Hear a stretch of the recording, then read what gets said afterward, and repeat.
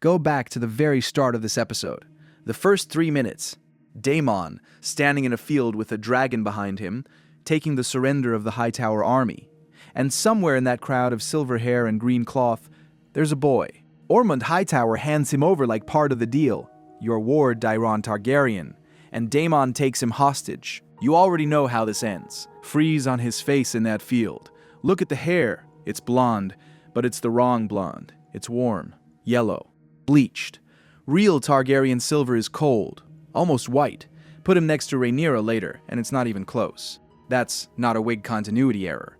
That's the tell. The show dyed a boy's hair badly on purpose, put him in the opening shot of the episode, and dared you to notice.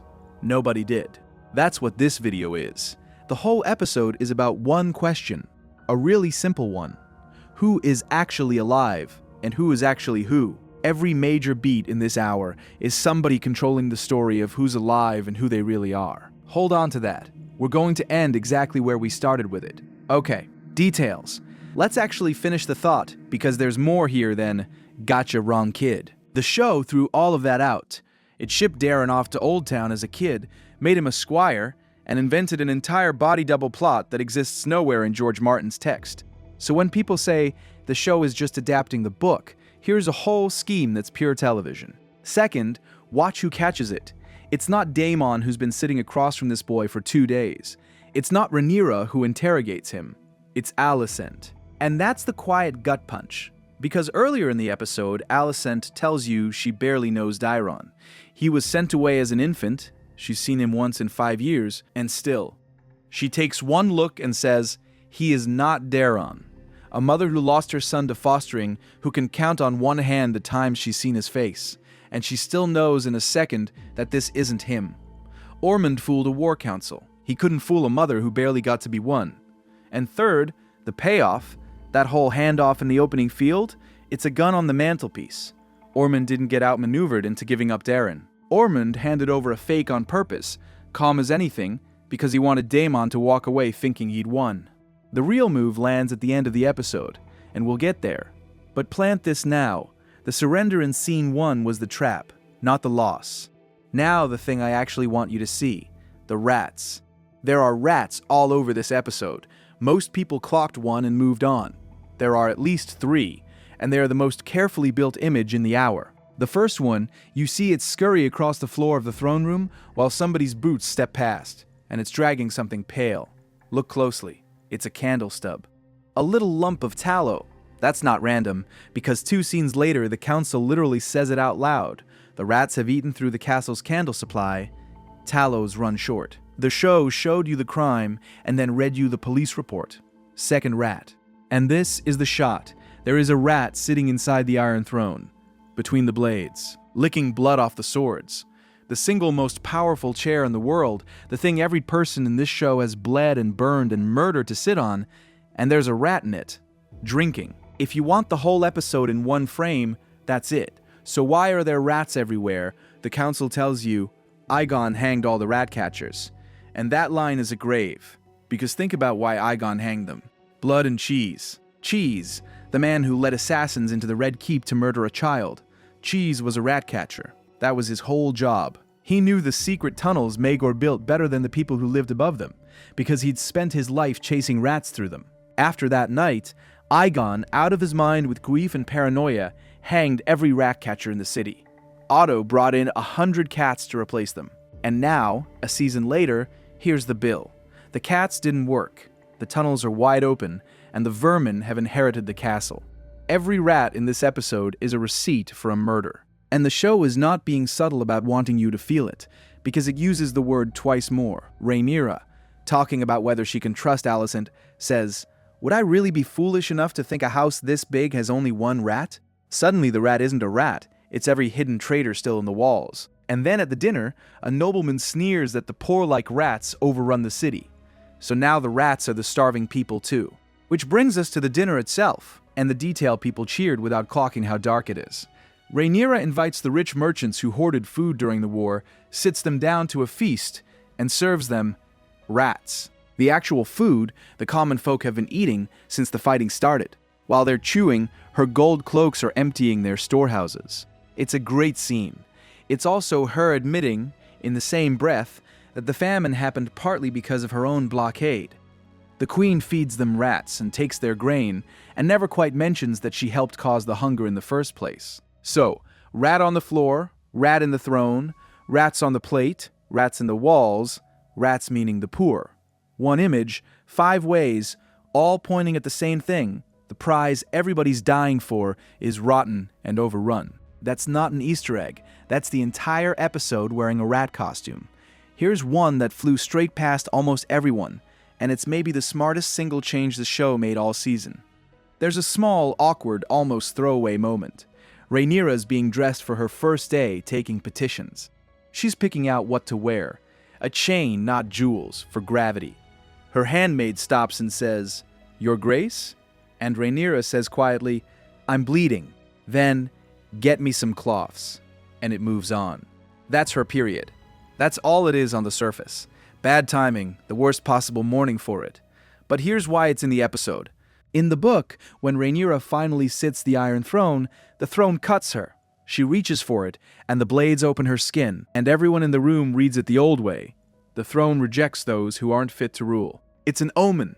The chair itself saying, "Not you." The show looked at that and made a choice. It won't let the throne draw her blood. It won't give the men in the room that omen to point at. Instead, her body bleeds on its own schedule. Not because she's unworthy, just because she's a woman with a queen's job and a woman's body. And the two don't care about each other's timing. The writer swapped a magic curse for biology. The throne isn't rejecting her. She's just a person, bleeding, on the day she has to be a symbol. It's the same idea the whole show keeps hammering. Everything that would be simple for a king is a war for a queen. And they buried it in a 10-second wardrobe scene. Blink, and it's a costume beat. It's actually the thesis. Rhaenyra wants to be anointed, crowned properly, in front of the people, by the High Septon. Legitimacy, the real thing. And the Septon says no. 2 reasons, and both are worth catching. 1, he already anointed Aegon, in front of gods and men months ago. He can't just do it again for the other side and pretend the first time didn't count. And he adds, he's never actually seen Aegon's body. So the Aegon is dead story is already leaking, and the church is the leak. But listen to how the Septon talks about dragons. He calls them profane magic, created in darkness and pride and lust for power. He says, they destroy. This is the faith of the Seven looking at the Targaryen family's entire source of strength and calling it an abomination. And it's a warning, don't make an enemy of the faith. For 300 years, the dragons have made the Targaryens untouchable. Here's the most powerful priest in the realm quietly telling the new queen that the thing that makes her a god to some people makes her a monster to others. That tension doesn't pay off tonight, but the show just loaded the gun, on screen, in plain dialogue, and most recaps skipped right over it. This episode quietly rewrites the book in about 4 places, and if you've only watched the show, you'd never know. These are the good ones. The Corlys blow-up. Corlys sits Rhaenyra down, admits Adam and Alan are his bastard sons, and asks her to legitimize them, make them Valyrians, save his family name. She won't. She knights Adam, but styles him of Hull, not Valerion, and you can see it land on him like a slap. And when Corlys pushes, she throws her Rhaen's fragility at him. She can't be seen raising up bastards right now. So Corlys detonates. In front of everyone, he calls her own sons bastards. Jacaerys lived and died a bastard. He weaponizes her dead boy's parentage to shame her. Here's the thing. In the book, that's backwards. In Fire and Blood, it's Jace himself, Rhaenyra's son, who speaks up in favor of legitimizing Adam. He argues for it, and because he argues for it, the queen agrees. The show took the son who defended these boys and turned his name into the insult used to deny them. It didn't just change a scene, it inverted the meaning of it, and in doing it, Rhaenyra loses Corlys, the ally who kept her fleet, kept her cause afloat, over a cruelty the book never had her commit. And Rhaenyra's coronation, she skips the grand ceremony entirely and instead hands out food to the poor as her symbolic crowning. In the book, taking the city, she holds the big traditional coronation and executes a pile of traitors, earns herself a nasty nickname for it, King Maegor with teats. The show is working overtime to keep this version of Rhaenyra softer, more sympathetic, more of a reformer than the Chronicle ever let her be. Whether that holds, not our problem tonight. But every one of those choices is a fingerprint, and they're all pointing the same way. There's a scene in this episode that people talked about for the acting, and walked right past for what's actually in it. Rhaenyra goes down to visit Alicent, her prisoner now, her enemy of 20 years, and she asks her a real question, not a taunt. She asks, how did you carry it? The weight of ruling. Because Alicent, and both of them know it, ran this realm in all but name while Viserys was dying. She did the job. So Rhaenyra, one day into it, and already drowning, asks the one person who's done it before. And Alicent's answer is the coldest, truest thing anyone says all hour. She tells her, you cannot rule and stay yourself. There is, she says, a door that must shut inside you. You will do things your heart would have recoiled from before you sat that chair. Rhaenyra pushes back. My father ruled and stayed himself. And Alicent almost gently takes that away from her too. Your father lived in a world of his own making. You and I were never allowed inside it. That's two women who spent a war being told they were on opposite sides, agreeing, quietly in a cell, that the men who ran things got to keep their softness. And they don't. It's the closest thing to a truce in the whole show, and it's a lesson in how to become something worse. Watch it again knowing that by the end of the same episode, Rhaenyra will shut exactly that door. The trap, the fire, the order to burn a town full of her own people. Alicent didn't warn her. Alicent gave her the instructions. There's a scene between Daemon and Rhaenyra that plays like pillow talk and is actually the scariest idea in the episode. Daemon does the math out loud. On the Conqueror's side, 3 dragons took all of Westeros. Rhaenyra now has 6. So why, he asks, are we scrabbling around King's Landing counting coins? Dawn could be ours. Then Essos, the free cities, Yi-Ti, at the far edge of the map, and the city past that where they say, men have wings, an empire that can't be touched. Was this not always the promise of the dragons? Targaryens, he's saying, shouldn't be kings. They should be living gods. And the reason this matters, the reason it's not just Daemon being Daemon, is Rhaenyra's answer. She pushes back with her father. Viserys, all the way back in Season 1, warned that the dragons are not toys, that the family's control over them is a beautiful illusion and nothing more.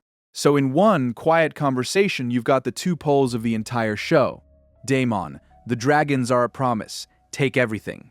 Viserys, through Rhaenyra, the dragons are alone and it's coming due. The show's whole tragedy is which one of them turns out to be right, and it stages the argument as a married couple deciding what to do with the weekend. A handful of quick ones because they're fun and nobody mentions them.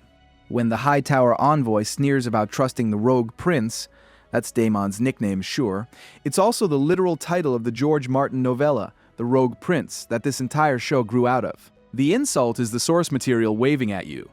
Rhaenyra offers a house on Visenya's Hill. That's one of the 3 hills King's Landing was built on, named for Visenya Targaryen, the Conqueror's warrior sister wife, the one who carried the sword Dark Sister. The sword Daemon carries now, a street name doing family history. The dragon seeds get knighted, and they pick their names. The blacksmith becomes Hugh the Hammer, and Ulf tries to name himself Targaryen, just walks up and claims the dynasty. Rhaenyra shuts it down cold, absolutely not, and he settles for the White, a low-born man reaching straight for the top and getting his hand slapped. File that away as character, nothing more, no spoilers, but the show wanted you to see the reach. Watch Miss Arya in the Red Keep too. There's a tiny line where she looks around the castle and says she knows this place well but has never actually seen it before today. Think about what that means. The spy master who ran a web through every corner of this building, the woman who once sent the killers into it, is standing inside the throne room for the first time in her life. She knew every secret of a place she was never allowed to enter. She came up from the gutter and the brothel and the shadows, and now she's advising the queen out in the open. One sentence, and it's her whole life. And one that rhymes with everything. Rhaenyra's plan for her brother.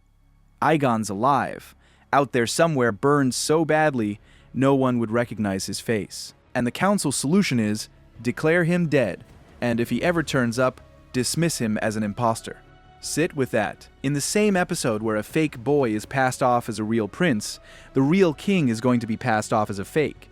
The forgery and the erasure, back to back. That's the spine again. Who's alive and who's who.